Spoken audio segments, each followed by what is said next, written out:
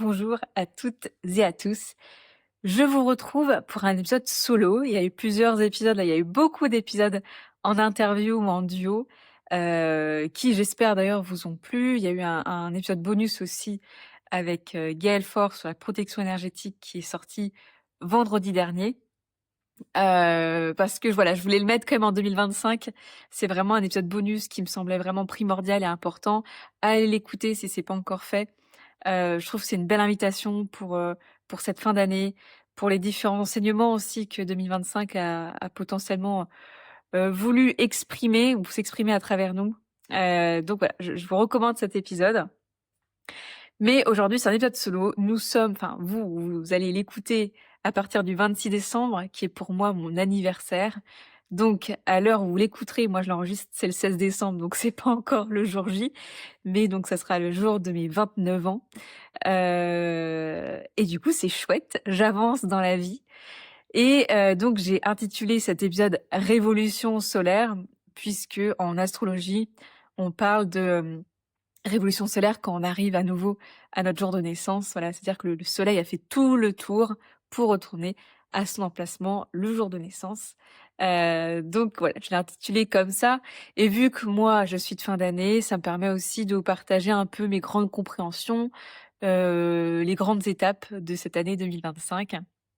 Et du coup, pour moi, de cette révolution solaire. Euh, Par quoi j'ai envie de commencer? C'est une très bonne question. Je pense que j'ai envie de commencer. On se faisait la réflexion avec Julien il y a quelques jours sur le fait que j'ai encore beaucoup grandi cette année. J'ai écrit un post sur Substack. D'ailleurs, c'est tous les mardis sur Substack, c'est gratuit. Donc, c'est des textes un peu plus longs que cet espace permet, plus que Instagram. Donc, n'hésitez pas à aller le voir. Je mettrai dans la description de l'épisode. Mais voilà, le fait de grandir, je sens moi vraiment depuis ces dernières années que je grandis d'année en année, dans mes compréhensions, dans ma façon d'être avec moi-même, dans la façon dont je prends soin de moi, hem, même au niveau mental, dans mes relations, bref, je grandis de jour en jour et cette année, j'ai encore, bien grandi sur plein d'aspects différents. Déjà sur l'audace, cette année, voilà, j'ai eu plusieurs actions audacieuses. Donc déjà de terminer ma formation en nutrition et en santé holistique. Ça a été un grand cheminement pour moi. Je suis diplômée depuis juillet dernier, donc ça c'est très chouette. Et du coup après voilà d'accompagner en ce sens les personnes qui le souhaitent et d'y mêler aussi l'énergétique puisque ça fait vraiment partie de ma vie. Et donc voilà, de trouver des personnes qui sont ouvertes à tout cela. En audace aussi, je pense que c'est cette fin d'année. J'ai dit oui à un accompagnement en personal branding, donc en image de marque en français. Et je ne pensais pas du tout que ça me mènerait aussi profondément dans des grandes questions existentielles. J'ai choisi d'être accompagnée par Gwen Salviac, peut-être que vous la connaissez.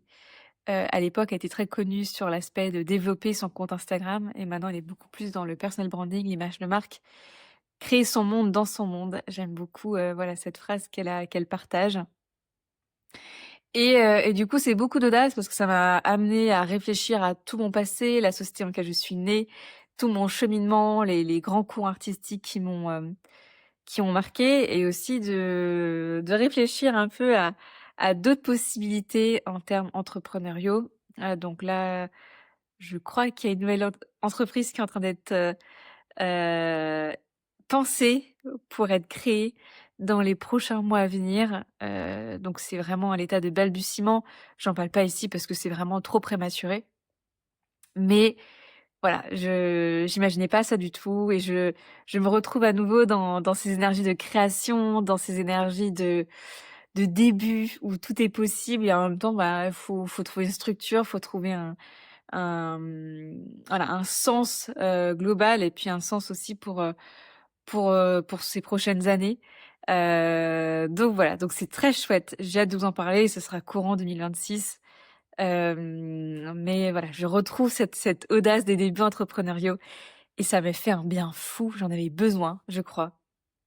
Et là, je sens que je réunis beaucoup, beaucoup de parts de moi et c'est depuis un espace de moi vers le monde et non pas depuis l'envie de correspondre à une certaine façon, à ce que potentiellement les gens auraient besoin, etc. Mais vraiment plus comme vraiment une création qui vient de moi, qui reprend tellement de facettes de qui je suis, qui me font profondément vibrer.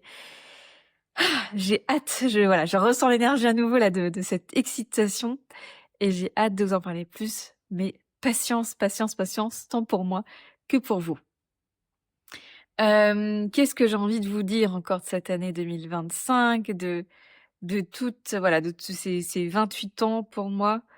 Hem, un ancrage aussi, je crois, c'est vraiment le mot qui me vient.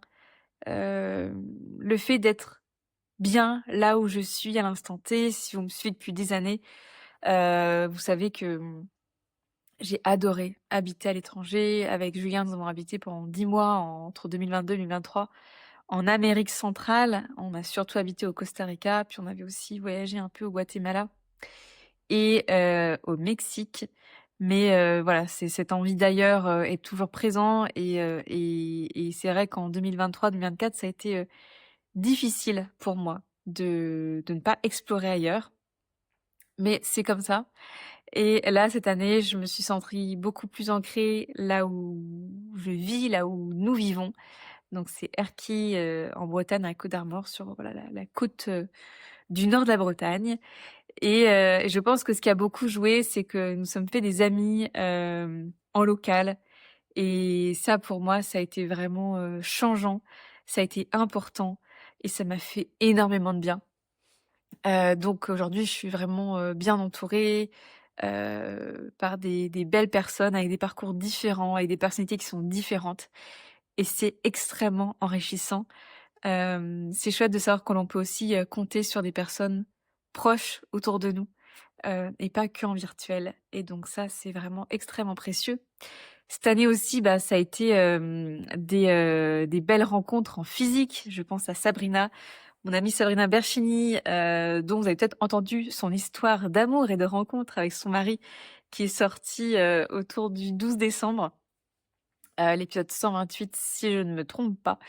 Et donc pour la première fois après des années à papoter, sur WhatsApp, sur Instagram, et ben, on s'est enfin rencontrés au printemps lorsqu'elle a proposé sa retraite business et wellness auquel j'ai participé et d'ailleurs ça a été vraiment, un moment important pour moi de réaliser, beaucoup, beaucoup de choses sur ce qui compte, pour moi et comment les autres me perçoivent.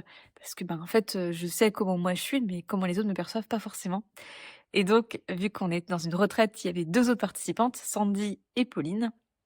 Et donc aussi de pouvoir discuter de nos business ensemble, des états dans lesquels on est, de nos réflexions et aussi de comment chacun perçoit, l'autre, et avec, potentiellement, des conseils ou en tout cas plus des voilà, des vraiment des partages, hein, des conversations hyper profondes et ça, c'était extrêmement précieux. Mais donc ça a été l'occasion de rencontrer en vrai de vrai Sab, et puis aussi je pense à Barbara. Barbara qui est une amie, Barbara Bandinski qui a déjà été, au moins 2 fois sur mon podcast. N'hésitez pas à aller regarder, voilà, si vous tapez Barbara dans le podcast Nourrisson, vous la trouverez. C'est vraiment une amie qui m'est extrêmement précieuse, avec qui, on a aussi des conversations, profondes, et des échanges vraiment, fructueux, voilà, je me sens toujours extrêmement nourrie quand on se parle et quand on se voit, c'est encore mieux. Et donc cet été, elle est passée, par chez nous puisqu'elle a fait le GR34 avec sa maman et des amis de sa maman. Et là, énorme chance, c'est que cette fin d'année, elle passe quelques semaines dans une ville juste à côté de là où on habite et donc c'est l'occasion, bah, de la voir en vrai et vraiment quand on peut se voir en vrai, c'est autre chose quand même. Donc voilà, je suis vraiment, touchée et ravie que l'on puisse passer du moment ensemble, en ce moment. Donc voilà, les amitiés, ça a été vraiment une grande partie de mon année 2025, je dirais, dans un des grands points de cette année. Le fait aussi de moins me juger, et d'accepter plus qui je suis et au lieu d'avoir des pensées assez négatives parfois sur moi-même, bah, me rendre compte en fait c'est pas vrai. Ça c'était, important. Ça a été un cheminement, voilà personnel. J'ai été aussi accompagnée en hypnose avec, Elisabeth Das-Neves, qui a été très, très chouette. Vraiment des séances où j'ai vraiment senti un avant et un après. Donc voilà, ça m'a fait beaucoup de bien sur l'amour de soi, la confiance en soi et aussi toutes ces pensées parasites qui vraiment, drainent plus qu'autre chose. Donc voilà, ça a été aussi important cet automne. Qu'est-ce que je dirais d'autre?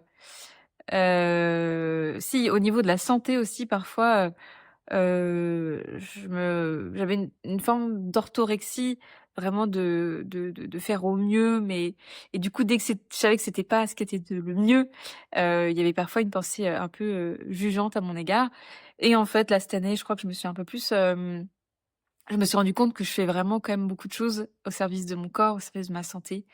Et par exemple, voilà, j'ai reçu pour Noël, cette bague qui s'appelle la Oura Ring, qui est une bague, avec dedans des capteurs qui permettent, d'analyser, un nombre de choses incalculables comme, le sommeil, le stress, les mouvements, les fréquences cardiaques,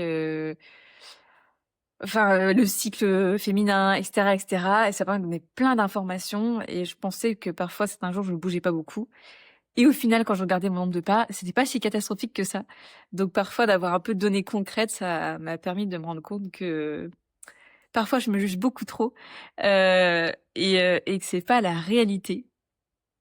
Donc voilà, après je pense que je ferai un épisode sur, la Oura Ring parce que là j'ai vraiment pas eu le temps d'avoir assez de recul pour vous dire qu'est-ce que ça m'apporte vraiment dans ma vie. Je sais que on est, nombreux et nombreuses à s'intéresser à ces, objets un peu connectés.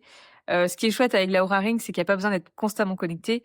Moi la nuit, mon portable il est soit éteint, soit en mode avion et en fait, la bague enregistre et c'est juste une fois qu'on se reconnecte sur l'application, qu'il y a une mise à jour et du coup que c'est uploadé. C'est aussi connu pour avoir des fréquences qui soient très faibles, donc au niveau électromagnétique. Donc voilà, c'est pour ça que j'ai fait ce choix et j'en suis à aujourd'hui très satisfaite, même si encore une fois, je n'ai pas encore trop de recul. Quoi d'autre? Si, j'ai parlé d'ancrage, je reviens dessus. Je pense que ce qui m'a aussi, beaucoup aidée, donc c'est certes de me faire des amis en point de vue, local, mais c'est aussi, j'ai fait appel à une géobiologue, Laurence Pousset, que je vous recommande, qui du coup est venue s'occuper, de notre appartement, parce qu'on avait quand même pas mal de problèmes d'humidité. Et puis il y avait des petites choses qui me semblaient un peu, pas normales. Et donc voilà, elle est venue, elle a fait un beau travail de rééquilibrage, elle a fait ce qu'il y avait à faire, ce qui semblait juste.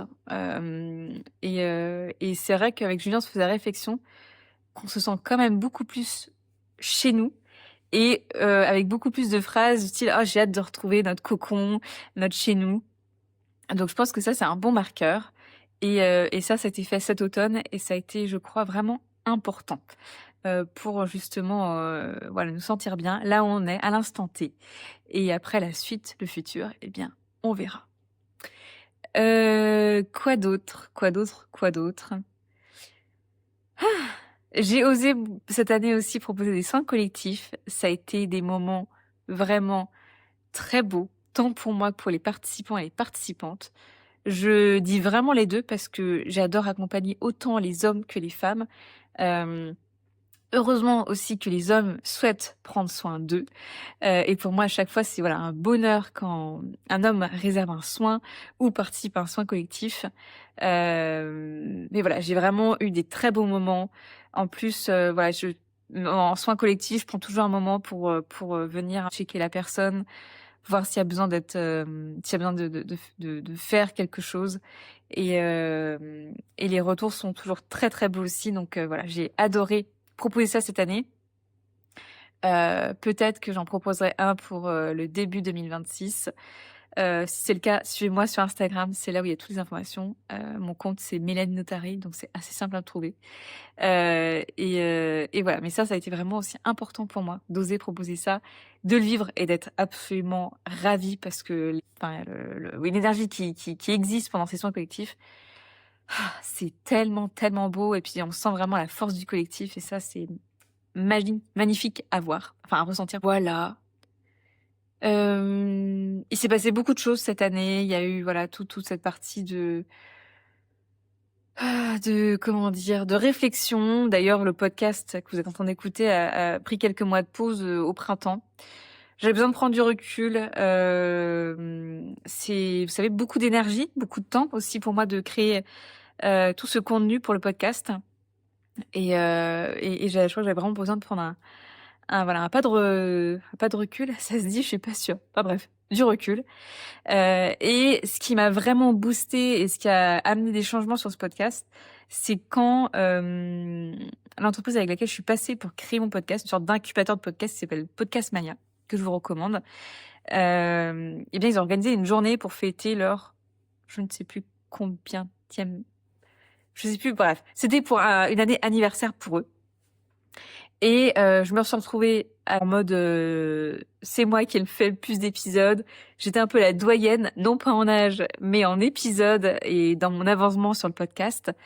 Et c'est là où on m'a dit qu'en fait, je faisais partie des 1% qui ont dépassé les 100 épisodes. Donc c'est quand même assez dingue parce qu'il y a beaucoup de gens qui commencent un podcast mais qui ne le continuent pas. Et donc ça déjà, ça m'a permis de me rendre compte que ce que je crée, c'est pas rien. C'est aussi un engagement et c'est quelque chose auquel je me tiens parce que déjà d'une part, ça me nourrit beaucoup cet espace. Et puis avec vos retours, je sais aussi que ça vous nourrit. Donc voilà, c'est un espace que je chéris. Je ne sais pas combien de temps il durera. Peut-être encore des années. Peut-être pas, je sais pas. Après, il y a la vie aussi. Mais voilà, ça m'a permis vraiment de réaliser quelque chose.